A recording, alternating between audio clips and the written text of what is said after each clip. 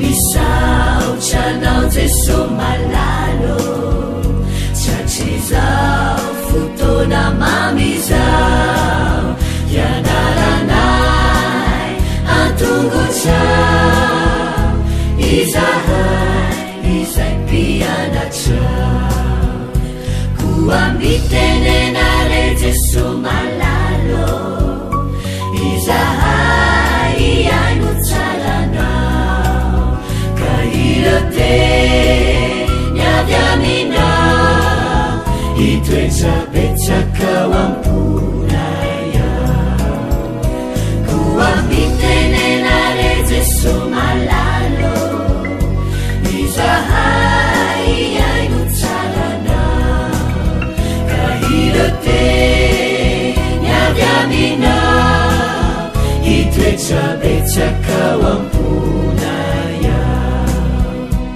irote niavy aminao itoetsabetsakao amponaya.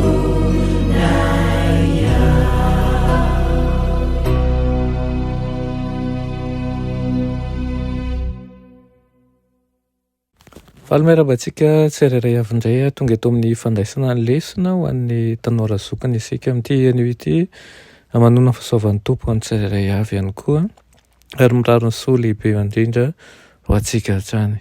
Alohan'ny dirantsika ny amin'ny lesona anio dia hivavakisika. I Andriamanitra tsara indrindra mba hatolotra ianao ny dera, ny laza, ny atsa sy ny voninahitra satria mendrika izany tokoa ianao. Misaotra anao izay satria mbola menao izao fotoana izao indray ahafahana mandinika ny teninao. Mangataka aminao tompo hiteny manoloana anay fa voninkaina anao izay aminaran'i Jesosy. Amen. Lohateny lesona antsika androany dia manao hoe ny sarin'ilay bibidia. Rehefa nanjary simba ny fiangonana voalohany tamin'ny alany tamin'ny fahatsoran'ny filazantsara sy ny fanekenan'ireo fombafomba sy fomba fanao jentilisy dia very ny fanahy sy ny herin'Andriamanitra izy ary mba hifeho ny fieritreretan'ny vahoaka dia nitady ny fanohanan'ny fahefana tsy ara-pivavahana izy. Vokatr'izany dia ny papaly fiangonana ny feny fahefan'ny fanjakana sy nampiasan'izany mba hampandrosoana ny tanjony indrindra ho an'ny fanasaziana ny herezia moa ny filaza azy dia tsy maintsy mifeny gouvernemanta sivily mba hampiasain'ny fiangonana koa ny fahefan'ny fanjakana nataterana ny tanjony. Rehefa mitaona ny fanjakana hampiatra ny didiny sy anohana andraikitra ireo fiangonana lehibe tany Etazonia izay miray amin'ny fotom-pampianarana izay iombonan'izy ireo dia ho lasa sariny ambara-paratonga ny fahefana romana ny Amerika protestanta ary tsy maintsy hisy ny sady sivily ho an'ireo izay tsy mitovy hevitra aminy. Avelao ahorina indray mandeha ny Etazonia ny fitsipika izay ahafahan'ny fiangonana mampiasa na mifehy fahefan'ny fanjakana. Fa ny fitandremana am-pivavahana dia azo ampiariny lalàna laika. Raha fitinina dia ny fahefan'ny fiangonana sy ny fanjakana no manjaka amin'ny feon'ny fieritreretana ary azo antoka ny fandresen'ny Roma eto amin'ity firenena ity.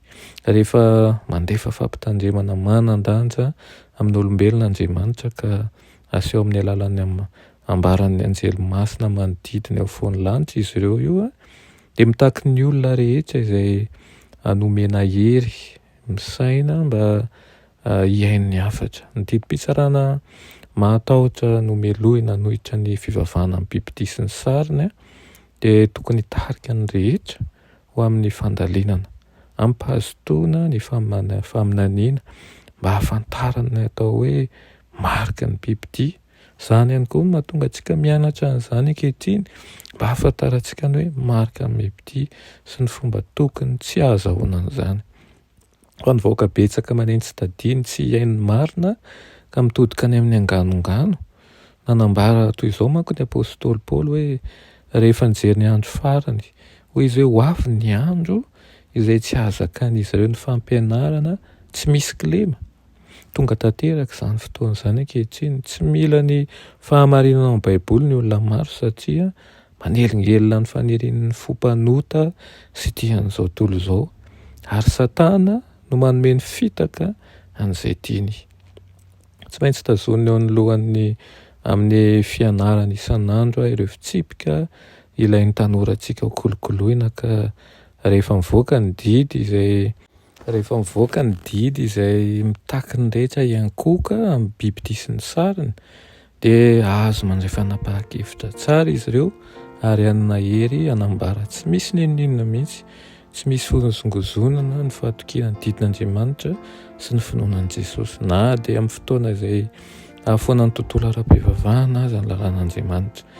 Ireo izay misalasala ankehitriny ka alaim-panahina araka ny fanaon'ireo mpivady-pinoana izay niala tamin'ny finoana ka mitandrina ny fanahy mamitaka sy ny fampianaran'ny devoly dia azo antoka fa ho hita eo anilan'izy ireo izay manafoana ny lalàn'Andriamanitra. Raha tsy mibebaka izy ka mametraka ny tongony mafy amin'ny finoana izay efa natolotra indray mandeha ho an'ny olona masina. Izany no antony mahatonga antsika mianatra ny ten'Andriamanitra, mahalala ny tiany Apokalipsy ambara araky ny teny hoe fanambarana ho antsika izy io dia izany indrindra ny ampijoro antsika amin'ny finoana, ahatonga antsika hianatra misimisy kokoa ary ho voahomana amin'ny izao andro farany izao. Miraha soa indrindra ho anao toetra mandrakariva eo tongotra Jesosy. Amen. Rainay masina tsara indrindran-danitra mbola misaotra anao zay ny amin'izany teninao izany. Misaotra anao ihany koa ny mampianatra anay ny amin'ny zavatra ho avy mahafahanay miomana ankehitriny. Rataka aminao zay mba isoanao ny akamoana rehetra izay manosika anay tsy hianatra ny teninao, fa androtsao ny fanahinao masina izay ka vodim-pinoana sy ny fahalilianana fantatra ny amin'ny fiverenanao tsy ho ela any amin'ny rahony lanitra. Anaran'i Jesosy. Amen.